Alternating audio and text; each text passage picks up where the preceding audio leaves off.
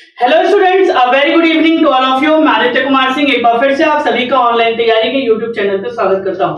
तो स्टूडेंट्स, आज की क्लास स्टार्ट करते हैं परसेंटेज की। और आज की क्लास का पहला क्वेश्चन रहा आप लोगों के लिए ये पहला क्वेश्चन है आज की क्लास का। If the numerator of a fraction is increase by 100% and the denominator of a fraction is increase by 250%, the resultant fraction is 7/18, what was the original fraction. यदि किसी भिन्न का अंश 100% तक बढ़ जाता है और अंश का हर पर 250% अधिक होता है तो परिणामी भिन्न 7/18 होता है। मूल भिन्न क्या था? देखिए स्टूडेंट, इस क्वेश्चन में क्या कहा है, देखिए जब कभी भी कोई फ्रैक्शन हम बनाते हैं, फ्रैक्शन हो गया और जिसे कि हिंदी में हम कहते हैं भिन्न। भिन्न हमेशा किस फॉर्म में होता है? x अपॉन वाई की फॉर्म में होता है। इस x को इंग्लिश में कहा जाता है न्यूमरेटर और हिंदी में कहा जाता है अंश, और y को कहा जाता है इंग्लिश में डेनोमिनेटर और हिंदी में कहा जाता है हर। तो देखिए क्वेश्चन में क्या कहा है, नंबर था, कोई नंबर हमें नहीं पता, नंबर को हम मान लेते हैं x और y, ठीक। इसका डेनोमिनेटर सबसे पहले क्या कहा है कि इसका न्यूमरेटर बढ़ा दिया 100%, यानी अंश बढ़ा दिया 100%। तो ये मान लिया कि पहले कोई भी नंबर अपने आप का क्या होता है, 100% होता है। तो पहले 100 था और फिर से 100% बढ़ा दिया, फिर से 100% बढ़ा दिया, तो कितना बढ़ गया? 200% बढ़ गया। तो डेनोमिनेटर हमारा कितना बढ़ गया स्टूडेंट्स? 200% बढ़ गया डेनोमिनेटर, ठीक है। फिर न्यूमरेटर बढ़ गया 200%, सॉरी, फिर डेनोमिनेटर बढ़ाया है 250%। तो पहले मान लिया हमने कि 100% था, फिर हमने 250 बढ़ा दिया, तो ये कितना हो गया? 250 और 100 ये हो गया 350%। क्वेश्चन में क्या कहा है, अगर न्यूमरेटर और फ्रैक्शन, न्यूमरेटर और डेनोमिनेटर को इंक्रीज करा हमने, तो जो हमारा फ्रैक्शन बना था, हमारा फ्रैक्शन क्या बना था? 7/18, ठीक। ओरिजिनल फ्रैक्शन है हमारा x अपॉन वाई। यहां पे ये 200% और ये 350% कैसे आया, ये मैंने बता दिया आप लोगों को। एक बार क्वेश्चन हटा दीजिए, मैं फिर से बता देता हूं। देखो स्टूडेंट, मान लो कोई नंबर था x और कोई नंबर है y। x को 100% बढ़ा दिया, तो यानी देखो x पहले ही अपने आप में क्या था? 100% था। इसको 100% और बढ़ा दिया, तो कितना हो गया? 200%। इसी तरीके से y पहले अपने आप में 100% था, 250% हमने बढ़ा दिया, तो y कितना हो गया? 350%। तो ये 200 और 350 यहां से आया। अब इसको स्टूडेंट सॉल्व कर लेते हैं। 0 से 0 कट गया, ये हो गया 5 चौक 20, 5 सत्ते 35। अब x और y को हम सॉल्व कर लेंगे, तो ये x और y क्रॉस मल्टीप्लाई कर देंगे हम, तो ये 7 इधर चला जाएगा 49, और ये 4 इधर आ जाएगा 18 चौक 72। तो हमारा जो पहले फ्रैक्शन था वो कितना था? 49/72। पहले फ्रैक्शन कितना था? 49/72। अब मैं आप लोगों को दिखा भी देता हूं क्या मतलब था कि फ्रैक्शन को बढ़ाने का। देखो, अगर न्यूमरेटर था 49, न्यूमरेटर को क्या कहा कि 100% बढ़ा दिया। पहले 49 था, 49 का 100% क्या हो गया? 49 ही होगा, तो कितना हो गया? 98। 72 था, 72 को बढ़ाया है 250%, तो 72 का 250% कितना होगा?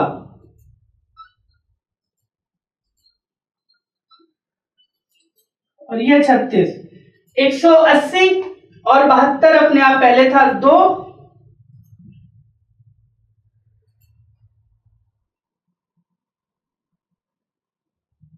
252। जब इस 98 और 252 को हम सॉल्व करेंगे स्टूडेंट्स, तो ये कट गया 14 सत्ते 98 और 14 एकम 14, और ये 11, 14 सत्ते 98, 14 8 112। तो ये आ गया था देखो 7/18। ये मैंने आपको ये इस क्वेश्चन को चेक करने का तरीका बता दिया रिवर्स, और ये था क्वेश्चन का आंसर। तो इस टाइप का क्वेश्चन जब एग्जाम में आएगा, तो हमारे पास इतना टाइम तो होता नहीं है कि एग्जाम में हम इतना टाइम देंगे मैथ्स पे, क्वेश्चन पे, एक क्वेश्चन पर। इस क्वेश्चन का जब भी इस तरीके का क्वेश्चन आएगा, सिंपल सा कॉन्सेप्ट याद रखना आप लोगों को। क्या करना है, देखो हमें निकालना है x अपॉन वाई। फ्रैक्शन था 7/18, जो न्यूमरेटर बढ़ेगा उसकी गुणा कर देंगे डेनोमिनेटर में। न्यूमरेटर बढ़ा था 100%, ठीक, तो यहां पर मैंने गुणा कर दी डेनोमिनेटर की, कर दी डेनोमिनेटर में 200। डेनोमिनेटर को बढ़ाया था 250%, हर को बढ़ाया था कितना 250%, और 100% पहले से था 350%, वो यहाँ पे चला गया यहाँ पर। फिर इसको हमने सॉल्व कर लिया, 5 चौक 20, 5 सत्ते 35 और ये आ गया 49/72। एग्जाम में आएगा तो हमेशा इस तरीके से करना है, न्यूमरेटर की गुणा कर देना डेनोमिनेटर से और डेनोमिनेटर की गुणा कर देना न्यूमरेटर से, तो आपका क्वेश्चन हो जाएगा। चलिए अब देखते हैं आज की क्लास का अगला question.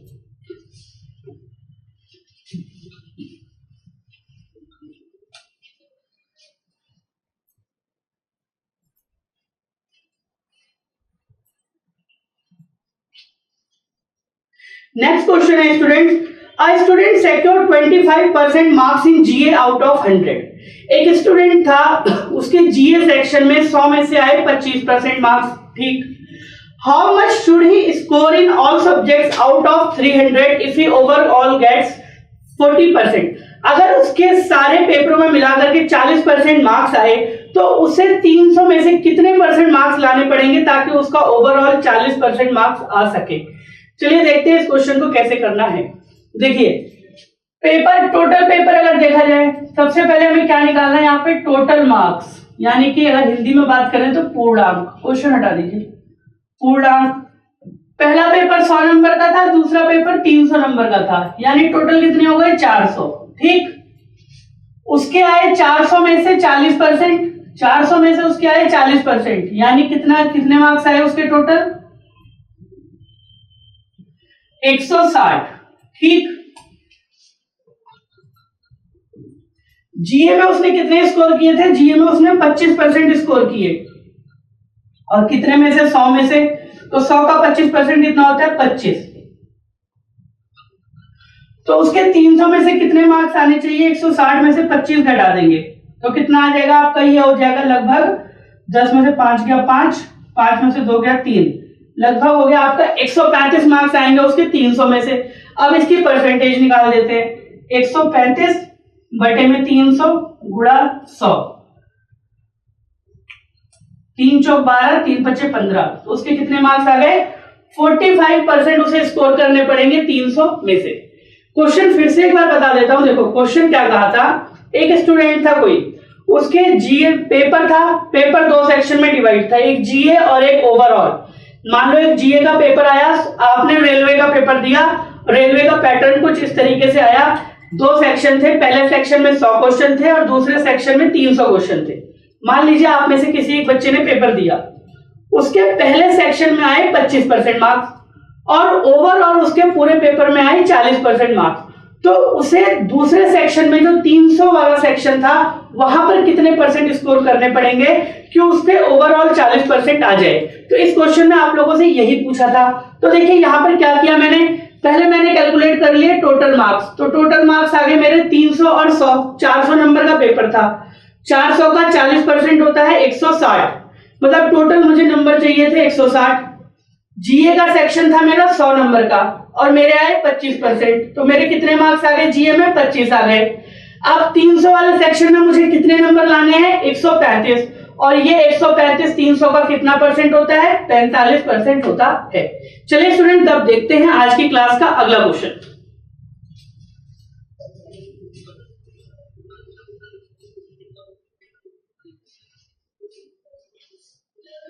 The salary of an employee of a company increases every month by 5%. एक कंपनी में कोई एम्प्लॉय है, कोई कर्मचारी है, उसकी हर महीने सैलरी बढ़ती है 5%। अगर उसकी सैलरी स्टूडेंट्स जुलाई में थी 8,000 रुपए, उसकी सैलरी थी जुलाई में 8,000 रुपए, ये सॉरी स्टूडेंट यहाँ पे जुलाई नहीं होगा, यहाँ पे जुलाई की जगह जनवरी कर दीजिएगा, यहां पर जुलाई की जगह कर दीजिएगा जनवरी, ये गलती से प्रिंट हो गया है जुलाई, यहां पर जुलाई की जगह क्या होगा जनवरी। तो देखिए अगर उसकी सैलरी जनवरी में थी 8,000 रुपए और हर महीने उसकी सैलरी 5% बढ़ती है, तो उसकी सैलरी अप्रैल में क्या होगी। तो इस टाइप के क्वेश्चंस रेलवे और एसएससी सीएचएसएल के एग्जाम में बहुत बार पूछे जाते हैं और बहुत इजी क्वेश्चन है स्टूडेंट। देखिए किस तरीके से करना है। मान लीजिए उसकी सैलरी, यहाँ पे महीने लिख लिए मैंने, जनवरी, फरवरी, मार्च और अप्रैल, 4 महीने हो गए। जनवरी में उसकी सैलरी थी 8,000, फरवरी में उसकी सैलरी 5% बढ़ गई, यानी पहले 100% थी, अब 5% और बढ़ गई उसकी सैलरी। उसकी सैलरी में कितना इंक्रीज हुआ? 105%। परसेंट हटाऊंगा तो नीचे आ जाएगा 100।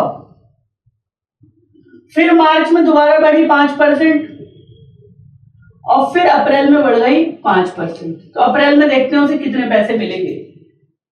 3 जीरो से ये 3 जीरो कट गया, 2 चौक 8, 2 पंचे 10, और ये हो गया 2 चौक 8। 5 से इसे काटा 21,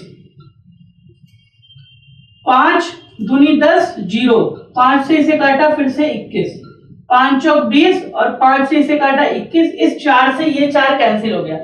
तो अगर मैंने 21 का क्यूब याद है मुझे, तब तो मेरे लिए बहुत इजी है। और 21 का क्यूब देखो क्या आ रहा है, 21 गुणा 21 गुणा 21, तो 21 का क्यूब क्या होता है? 9261।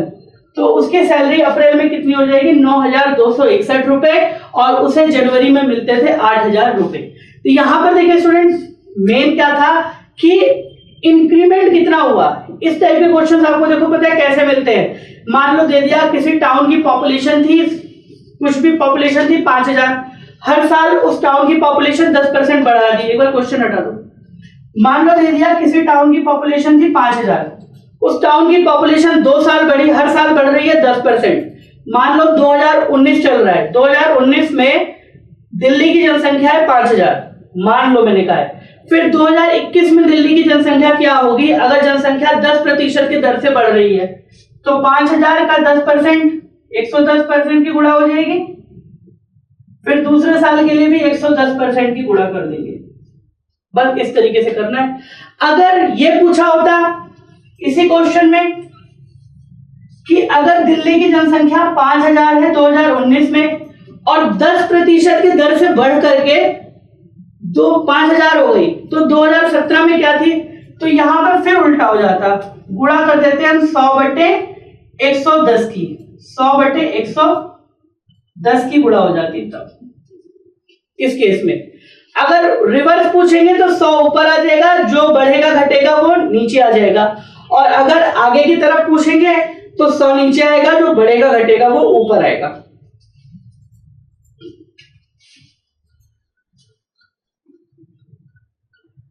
चलिए देखते हैं आज की क्लास का अगला क्वेश्चन। अगला क्वेश्चन है student, the expense on wheat, meat and vegetable of a family are in the ratio of 10:20:24। गेहूं, मीट और सब्जी का खर्चा एक फैमिली का किस अनुपात में है? उस फैमिली का है 10, 20 और स्टूडेंट्स 24 के अनुपात में है। ठीक, अगर ये रेशियो बढ़ा दिया जाए, अगर क्या करा, इन प्राइस बढ़ गया, इन आर्टिकल्स का प्राइस बढ़ गया 10%,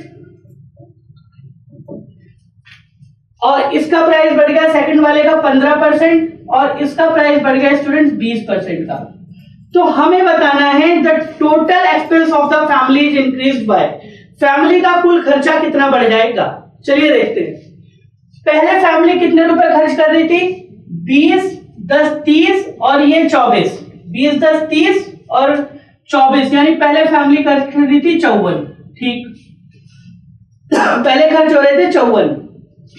अब 10 का 10% बढ़ा दिया, तो 10 का 10% बढ़ा दिया यानी 110/100, यानी ये कितना हो गया 11, प्लस 20 का 15% बढ़ा दिया, 15/100, 20 एकम 20, 20 पंचे 100, 5 करा तो यह हो गया 23। 24 का 20% बढ़ा दिया, 24 का स्टूडेंट्स कितना बढ़ा दिया हमने? 24 का बढ़ा दिया है 20%, सॉरी 25% बढ़ा है, 24 का बढ़ा है 25%, यहां पर इंक्रीज हुआ था 25% का, तो 24 का 25% बढ़ा दोगे, कितना बढ़ गया? 125/100, 25 पंचे 125, 25 चौक 100, 4 3 24, यानी हो गया 30। अब कितना खर्च हो रहा है फैमिली का? 3 और 1 4, और 3 2 5 और 1 6, पहले खर्च हो रहे थे 54, अब खर्च हो रहे हैं 64, तो कितने बढ़ गए? 10 बढ़ गए।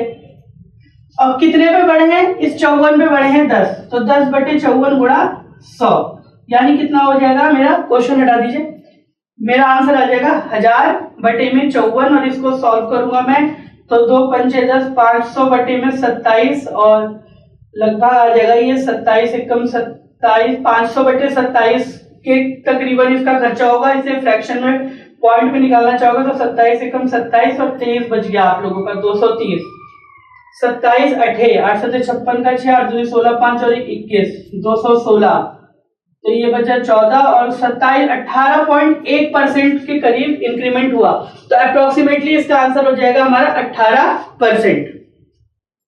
चलिए स्टूडेंट, अब देखते हैं आज की क्लास का अगला क्वेश्चन। अगला क्वेश्चन है student, in an examination a student had scored 38% marks and failed the examination by 28 marks. एक परीक्षा में एक स्टूडेंट के आए 38% मार्क्स आए, पर वो एग्जाम में फेल हो गया 28 नंबरों से, वो 28 नंबर उसके कम आए। पर एक दूसरा स्टूडेंट था, अगर उसके मार्क्स आए 45%, तो वो पास हो जाता है एग्जाम में, और उसके आते हैं 49 नंबर ज्यादा आते हैं, यानी 49 मार्क्स उसके आ गए ज्यादा। तो हमें बताना है कि पासिंग मार्क्स कितने थे एग्जाम के। तो चलिए स्टूडेंट देखते हैं इस टाइप के क्वेश्चन को किस तरीके से करा जाता है। यहां पर हम क्या करेंगे, बाद वाले डेटा में से पहले वाले डेटा को माइनस कर देंगे। 45% में से अगर 48% को माइनस करोगे तो आ जाएगा 7%। 49 में से 28 को माइनस करना है। अब गलती यहां पर होगी, ये वाला स्टेप आपको समझ में आ जाएगा। अब एक चीज देखो, 49 में से माइनस करना है -28 को, तो यहां पे क्या हो जाएगा, 49 और 28 को आपको जोड़ना है और ये आ जाएगा 77 आ जाएगा। तो स्टूडेंट इस चीज को ध्यान दीजिएगा कि -28 है, -28 है, और आपको 49 में से इस -28 को घटाना है। तो यहां पर कितना आ गया, मेरा आ गया 7% के बराबर आ गया 77, ये इसमें से कर दिया माइनस, तो 1% की वैल्यू कितनी आ गई मेरी 11। 100% की वैल्यू हो गई मेरी 1100। 100% की वैल्यू कितनी हो गई मेरी 1100। यानी अगर आपसे क्वेश्चन में ये पूछा होता टोटल कितने मार्क्स का एग्जामिनेशन था, तो आप कहते 1100 मार्क्स का पेपर था पूरा। पर हमें निकालना है maximum marks required to pass the exam, हमें पासिंग मार्क्स निकालने हैं। तो चलो देखते हैं, 38% तो होने चाहिए, और 38% में 28 नंबर उसके और ज्यादा होने चाहिए। ठीक, अब इस 1100 का 38% निकाल लो। 1100 का 38% अगर हम निकालेंगे तो आ जाएगा हमारा 11 88 का 8, 80 लगा 8, 11 3 33 और 8 41, 418, और ये 28 नंबर लाने भी जरूरी थे, तो 436 नंबर आ गए। 428 और 36 और 46, क्वेश्चन हटा देना। 446 नंबर चाहिए थे उस स्टूडेंट को पास होने के लिए। फिर से मैं एक बार ये क्वेश्चन आप लोगों को बता देता हूं, देखते कैसे। कोई एक पेपर हुआ, मान लीजिए मैंने ही कोई पेपर दिया, अगर मेरे पेपर में आए 38% तो मैं फेल हो जाता हूं -28 नंबरों से फेल हो गया अगर मेरे 38% मार्क्स आए। पर अगर मेरे मार्क्स आते हैं पेपर में 45%, तो मेरे पासिंग मार्क्स से ज्यादा आ गए 49 नंबर, मैं 49 नंबरों से पास हो गया 49 मार्क्स से। तो मेरा मुझे क्या करना है, बाद वाले में से पहले वाले को घटा देना है। अगर 45 में से मैंने 38 को घटाया तो कितना आया 7%, और ये 7% कितने के बराबर हो गया, 49 में से जो 28 गया यानी 77 के बराबर हो गया। 49 में से 28 घटाया तब तो आ जाता है आपका 9 में से, देखो बहुत सारे स्टूडेंट का 21 आएगा। 21 तब आता है जब 49 में से 28 घटाते। आपको तो क्या घटाना था, 49 में से आपको घटाना था -28, तो माइनस माइनस प्लस होता है, तो ये 77 यहां से आया। फिर इसके बाद 7% की वैल्यू हो गई 77, यानी 1% की वैल्यू हो गई 11, 100% की वैल्यू हो गई स्टूडेंट्स 1100। ठीक, टोटल मार्क्स थे 1100, और मुझे लाने हैं 38% और 28 नंबर और लेकर आने हैं। तो 1100 का 38% हो जाएगा 418 और 28 नंबर और ज्यादा लाने थे मुझे, तो मेरा आंसर कितना आया 446। तो स्टूडेंट्स हमारे इस क्वेश्चन का आंसर हो गया 446। चलिए स्टूडेंट अब देखते हैं आज की क्लास का अगला question. 40% are the passing marks. 40% किसी एग्जाम के पासिंग मार्क्स है, मतलब मुझे एग्जाम में पास होने के लिए चाहिए 40%। A student gets 250 marks and fails by 38 marks. एक स्टूडेंट ने पेपर दिया और उसके 250 नंबर आए और वो फेल हो गया 38 नंबरों से। तो मुझे बताना है कि मैक्सिमम मार्क्स कितने थे। तो बहुत इजी क्वेश्चन है। देखो स्टूडेंट, पास होने के लिए चाहिए थे 40%, मेरे कितने आए एग्जाम में आए 250 नंबर और फेल हो गया मैं 38 नंबरों से। तो मैं ये कह सकता हूं ये 250 जमा 38 40% के बराबर होगा।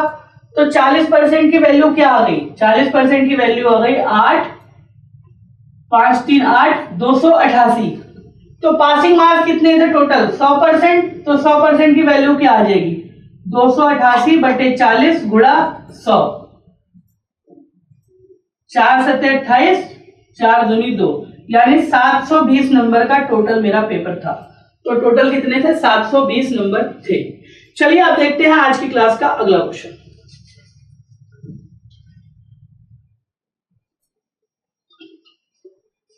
नेक्स्ट क्वेश्चन दिया हुआ है students, in an election between two candidates one get 50% of the total votes cast and won the election by 9800 votes. Find the total number of votes cast. एक इलेक्शन हुआ, इलेक्शन में जो उम्मीदवार जीता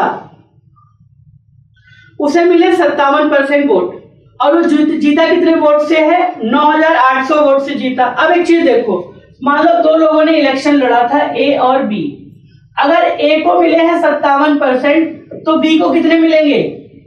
43%। और इनके बीच का अंतर दिया हुआ है 9800 वोट का। इनके बीच का अंतर दिया हुआ है 9800 वोट का। तो मैं ये कह सकता हूं 57 में से 43 गए तो 7 में से 3 गए 4, यानी 14% की वैल्यू दी हुई है 9800। 1% की वैल्यू क्या आ गई? 700। कुल जनसंख्या। फिर क्वेश्चन में पूछा है find the total number of votes. तो टोटल नंबर ऑफ वोट कितने होंगे? 100%। तो 100% की वैल्यू मैंने निकाल ली। 100% की वैल्यू आ गई 700 गुणे 100, यानी